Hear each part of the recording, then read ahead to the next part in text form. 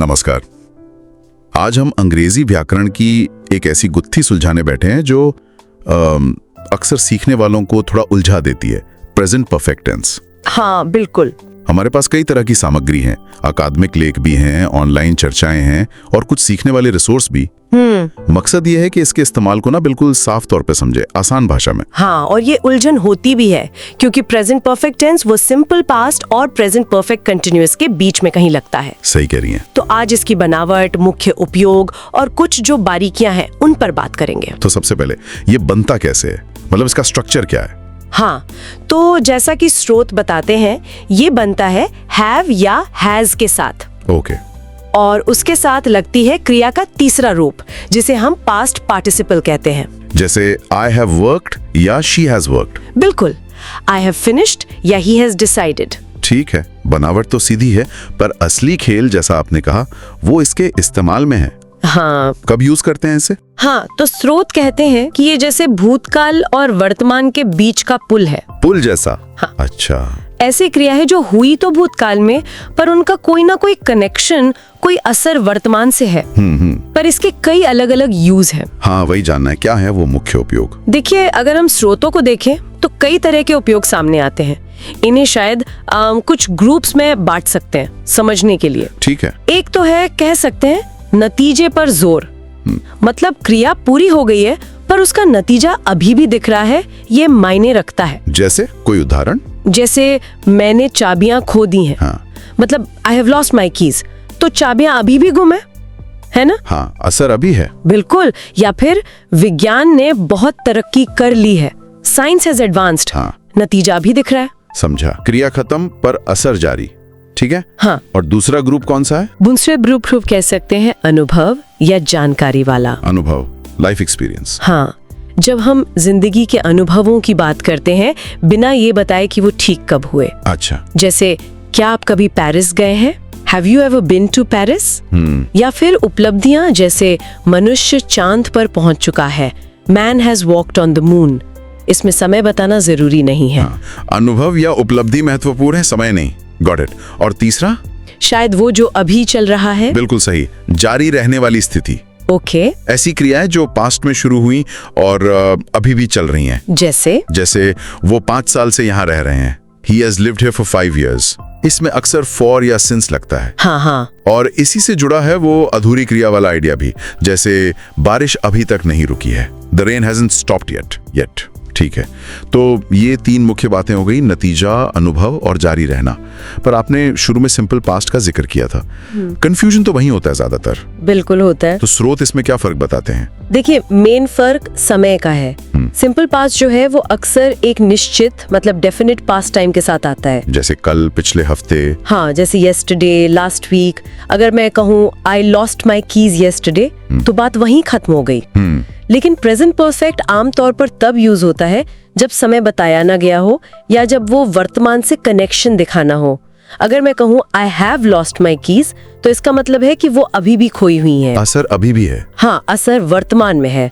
हालांकि ये भी है कि सिंपल पास्ट अनिश्चित समय के लिए भी आ सकता है कभी कभी, पर प्रेजेंट परफेक्ट बिना एडवर्बियल के ज्यादातर अनिश्चित समय ही बताता है। और ये एडवर्बियल्स, मतलब वो शब्द जो क्रिया के बारे में एक्स्ट्रा जानकारी देते हैं, जैसे जस्ट, ऑलरेडी, येट, रिसेंटली, इनकी भूमिका भी तो काफी अहम है। हाँ, बहुत अहम है। ये मायने बदल देते हैं काफी हद तक। कैसे? जैसे जस्ट बताता है कि क्रिया अभी अभी हुई है, the train has just arrived. अच्छा, बिल्कुल ताजा। हाँ, ऑलरेडी बताता है कि उम्मीद से पहले हो गई, आई हैव ऑलरेडी फिनिश्ड।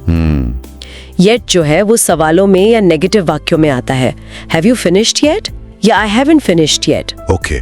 तो ये शब्द बताते हैं कि क्रिया हाल में हुई या पूरी हो गई या अभी बाकी है, मतलब अर्थ को और साफ कर देते हैं। समझ गया। और एक और कंफ्यूजन वाला एरिया है प्रेजेंट परफेक्ट कंटिन्यूअस। हाँ, वो भी है। जैसे हैव बीन डूइंग।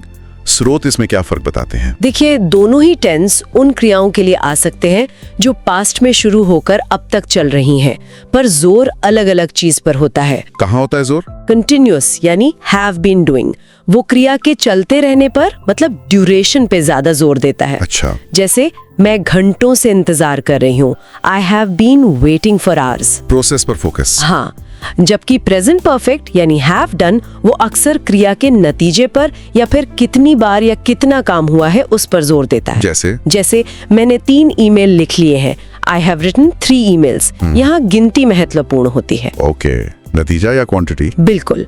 और एक और बड़ा फर्क है, कंटिन्यूअस को हम स्टेटिव वर्ब्स के साथ यूज नहीं करते। स्टेटिव वर्ब्स मतलब वो वर्ब्स जो किसी अवस्था या स्थिति को बताते हैं, जिन्हें आप लगातार कर नहीं रहे होते, जैसे जानना, नो, विश्वास करना, बिलीव, समझना, अंडरस्टैंड, पसंद करना, लाइक। अच्छा, हाँ। आप ये कहेंगे मैं उसे सालों से जानती हूँ, I have known him for years. ये नहीं कहेंगे कि I have been knowing him. ये बहुत जरूरी पॉइंट है। अच्छा, क्या अलग अलग जगह की अंग्रेजी में भी फर्क है, अमेरिकन और ब्रिटिश अंग्रेजी में? हाँ, ये भी एक दिलचस्प बात है। कुछ ऑनलाइन चर्चाओं और स्टडीज से ऐसा लगता है कि अमेरिकन अंग्रेजी बोलने वाले कुछ सिचुएशंस में प्रेजेंट परफेक्ट की जगह सिंपल पास्ट ज्यादा इस्तेमाल करते हैं। सच में? किन सिचुएशंस में?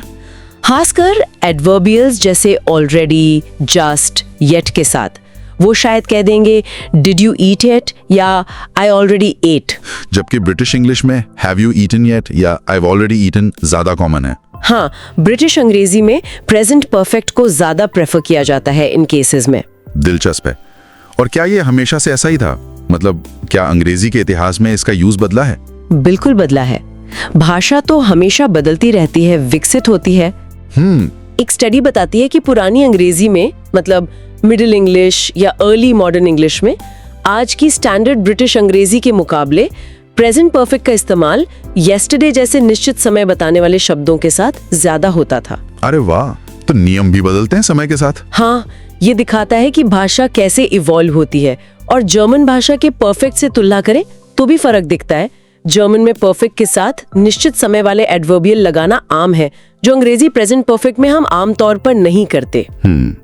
तो कुल मिलाकर प्रेजेंट परफेक्ट टेंस एक काफी फ्लेक्सिबल लेकिन थोड़ा जटिल टूल है अंग्रेजी का। हाँ। ये अतीत को वर्तमान से जोड़ता जरूर है, पर इसका सही मतलब कई चीजों पर निर्भर करता है।